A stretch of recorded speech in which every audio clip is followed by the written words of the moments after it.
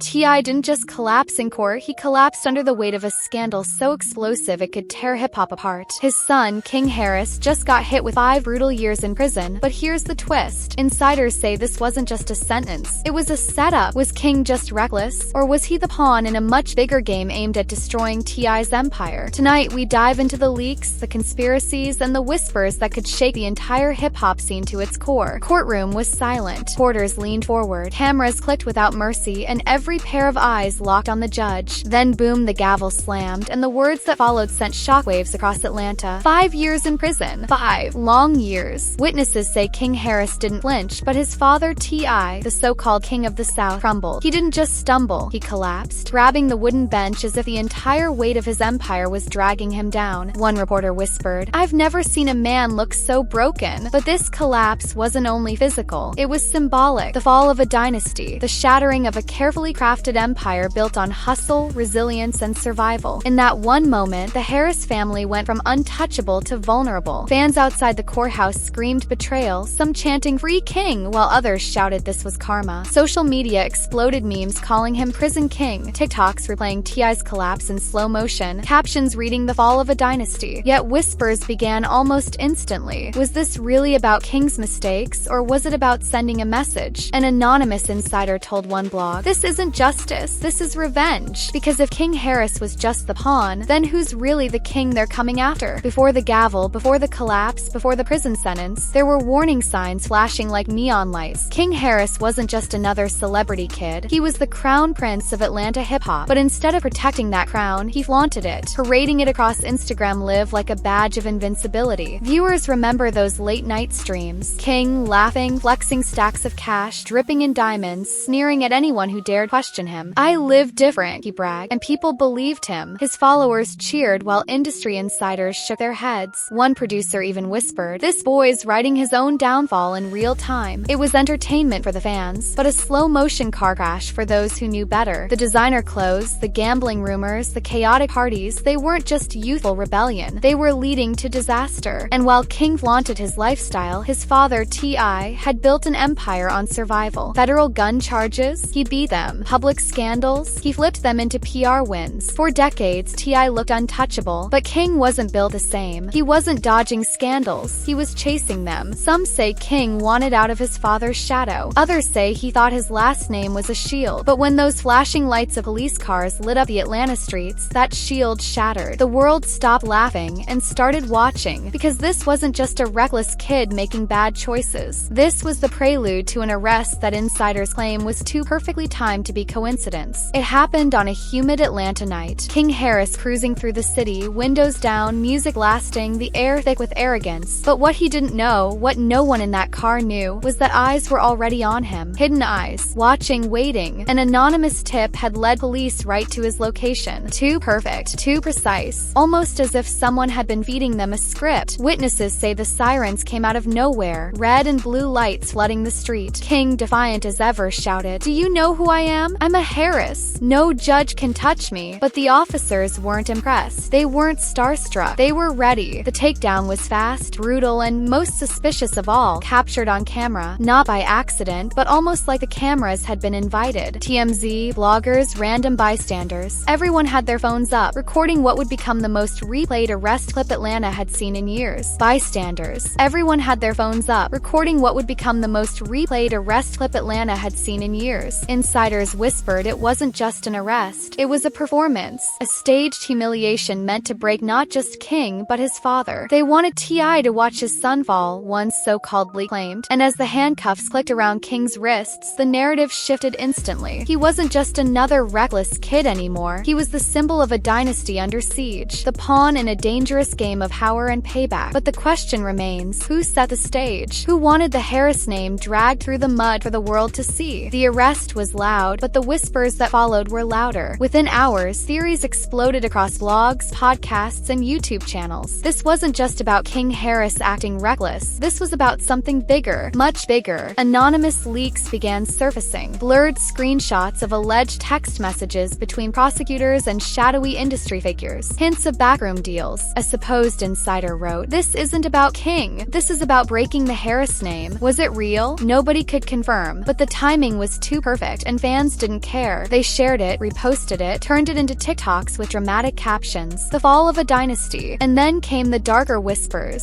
Some said rival rappers had cut secret deals with law enforcement, trading information in exchange for leniency. Others swore it was politicians, desperate to look tough on crime, who wanted a flashy headline. And a few claimed it was personal, that someone in the system had an axe to grind against T.I. himself. A former courthouse guard even claimed he overheard discussions of sealed evidence. Evidence tied not just to King, but to multiple Atlanta rappers. True, King wasn't the target. He was just the first domino. Fans became detectives. Twitter threads, Reddit theories, YouTube breakdowns, they all circled one terrifying idea. King wasn't being punished for his own mistakes. He was bait, a pawn sacrificed to draw out the real King. And if that's true, the question isn't why King Harris got 5 years, it's who's next. The sentence hadn't even cooled before the internet lit up like wildfire. Twitter feeds turned into battlegrounds. One side screamed, "Free King," while the other sneered, "This is karma." Memes spread faster than the news itself. King Harris in handcuffs caption, "From King of the South to Prison King." Cruel? Absolutely. Viral? Without question. But while fans laughed or cried, the real damage was happening behind the scenes. Within hours of the verdict, T.I.'s business partners began to scatter. Meetings were postponed, endorsement deals re-evaluated, and a major streaming service quietly shelved a documentary that was set to crown T.I. as a hip-hop legend. Suddenly, his empire wasn't untouchable. It was radioactive. And it didn't stop there. A popular liquor brand allegedly pulled out of a collaboration. A clothing label went silent on negotiations. Industry insiders whispered, "Nobody wants their name tied to this scandal. Not right now." The Harris name had become financial poison. Even worse, the court of public opinion was hitting harder than the real courtroom. Hashtags like hashtag TIFall trended side by side with hashtag Justice for King. Fans debated whether the family were victims of a corrupt system or villains reaping what they'd sown. The split was brutal and unforgiving. For decades, T.I. had survived scandal after scandal, but this time was different, because this time it wasn't just his reputation at stake. It was his legacy, his money, his future, all crumbling in real time. And the whispers grew darker. If this was just the beginning, what was waiting in the shadows? When the dust of the courtroom settled, a darker storm began brewing, one that had nothing to do with King's antics and everything to do with money. Leaks started trickling out, each one more damning than the last. Anonymous posts on Reddit claimed investigators had been circling the Harris empire for months, following suspicious transfers and digging through shell companies allegedly tied to T.I.'s businesses. One message read simply, "Follow the money." That's where the Real story begins. Then came the whispers about sealed documents. Court insiders hinted that King's name wasn't the only one hidden in those files. Multiple Atlanta rappers, promoters, even businessmen were allegedly tied to the same investigation. If true, King's 5-year sentence was never the endgame. It was just the opening move in a much bigger takedown. Industry blogs spun it into chaos. "This isn't hip-hop drama anymore. This is organized crime with a beat," one viral TikTok claimed, as screenshots of supposed wire transfers flashed across the screen. Were they real? No one could say. But in the court of public opinion, proof didn't matter. Perception did. Behind closed doors, panic spread. Family members were told to stay quiet. Phones off. No press. Some insiders even whispered that T.I. considered leaving Atlanta altogether, afraid investigators would turn their spotlight directly on him. The truth was simple. King Harris may have been the one sentenced, but the Harris empire was the one now on trial. And the real question haunting Atlanta was, who else's name is hiding inside those sealed files? While the world dissected courtroom footage and leaked screenshots, inside the Harris household another battle was raging, one that no camera could capture. Sources whispered that Tiny, King's mother, was devastated. She reportedly begged T.I. to appeal the sentence immediately, demanding that he use every lawyer, every dollar, every ounce of influence to bring their son home. "We can't let them take him like this," one insider claimed she cried during a heated argument. But T.I. wasn't so quick to move. Witnesses close to the family say he sat silent, pale, almost haunted. He knew something deeper was in play. Fighting too hard, he feared, might peel back layers the public wasn't supposed to see. Layers tied not just to King, but to the entire Harris empire. "If I push," he allegedly told a confidant, "they'll push back harder. And they'll come for everything." Tension boiled over. Relatives reportedly argued late into the night, torn between saving King and protecting the empire. Some demanded action. Others urged silence. The household became a fortress. Phones turned off. Family told to avoid the press. Whispers silenced before they could escape the walls. But cracks were already showing. In private, Tiny wanted to fight for her son. T.I. wanted to shield his empire. And King, stuck behind bars, was becoming the symbol of a war his family couldn't agree how to fight. Cause when blood and business collide, someone always has to bleed. When the King of the South stumbled, the wolves came out. Atlanta's underground didn't see King's arrest as tragedy. They saw it as opportunity. Whispers from the streets claimed rival crews were circling, emboldened by the Harris family's sudden weakness. Anonymous messages began spreading online. When the king falls, the city is up for grabs. Reports of shady cars circling T.I.'s properties and even attempted break-ins began to surface. Whether true or rumor, the message was clear. Power was shifting. And while the streets watched, King's own behavior behind bars only poured gasoline on the fire. Letters supposedly smuggled out painted him as reckless, clashing with guards, bragging to fellow inmates, and shouting about his last name. "You can't touch me. I'm a Harris," he allegedly yelled more than once. Instead of softening his image, these stories hardened it, making him look defiant, untouchable, and entitled. For prosecutors, it was fuel. For critics, it was proof. For rivals, it was blood in the water. Suddenly, King wasn't just a troubled young man in prison. He was a pawn dragging his entire family into open war. And while the Harris Empire scrambled to hold its ground, the city began asking a chilling question. If T.I.'s dynasty was crumbling, who would rise to claim the throne? Because in Atlanta, power doesn't sit empty for long. Courtroom collapse was just the opening act. What came next rattled the entire hip-hop industry. Within hours of King's sentencing, the ripple effects spread like shockwaves across Atlanta. Business partners who once praised T.I. as a visionary suddenly went silent. Endorsements vanished overnight. One streaming giant quietly shelved a documentary that was supposed to cement T.I.'s legacy. A liquor brand pulled out of a multi-million-dollar deal. In the world of entertainment, silence is louder than words, and this silence screamed betrayal. But the whispers didn't stop with money. The industry itself began to fracture. A famous rapper dropped a cryptic tweet, "One down, more to go." Fans immediately speculated it was aimed at King Harris. An Atlanta producer told a podcast host, "They're cleaning house. Anybody tied to that circle should be worried." Those words spread like wildfire, fueling talk of a purge. Soon, fan theories named everyone, Young Thug, Future, even 21 Savage, dragged into conspiracies whether they were connected or not. Was this just a Harris scandal, or the start of a federal crackdown on Atlanta hip-hop itself? In back rooms, rappers whispered. Labels hesitated. Promoters kept their distance. Nobody wanted to be next, because if King's downfall was the warning shot, then the real war hadn't even started. By now, one truth echoed louder than all the noise. King Harris was never the final target. He was just the pawn, the distraction, the opening move in a game far bigger than one reckless young man. Anonymous leaks hinted that sealed court documents contained names far beyond the Harris family. Promoters, producers, businessmen, even politicians. One chilling post read, "This isn't about King, this is about the network." And if that's true, then his 5-year sentence wasn't punishment, it was bait. Fans began connecting dots, maybe real, maybe imagined. Old photos of T.I. meeting politicians suddenly looked like backroom deals. Blurred screenshots of wire transfers were spun into money laundering conspiracies. Even Tiny, King's mother, wasn't spared. Clips of her old interviews resurfaced, re-edited, and reinterpreted as proof she knew more than she admitted. The whispers grew louder. Old cases tied to T.I., weapons, drugs, financial skeletons, might be pulled back from the grave. And if those doors open, the empire he built on survival could collapse overnight. So when T.I. stumbled in that courtroom, was it grief? Or was it fear? Was it the breakdown of a father? Or the realization that the dynasty he fought to protect was already burning from the inside out? Because if the whispers are right, King's downfall isn't the story, it's the warning. And the real question haunting Atlanta is simple. If King was the pawn, then who's the king they're really coming after?